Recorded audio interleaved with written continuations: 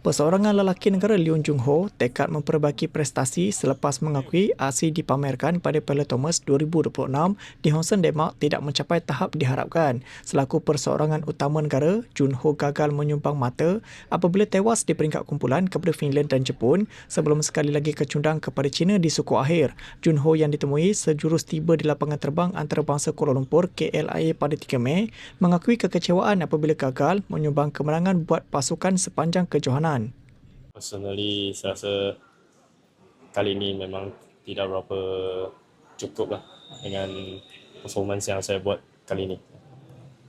Beliau turut mengakui tekanan sebagai perseorangan utama memberi cabaran tersendiri namun menegaskan prestasi dirinya tetap perlu dipertingkatkan. Mengulas reaksi peminat di media sosial, beliau mengakui menerima pelbagai komen termasuk kritikan namun mengambilnya sebagai sebahagian daripada perjalanan sebagai atlet.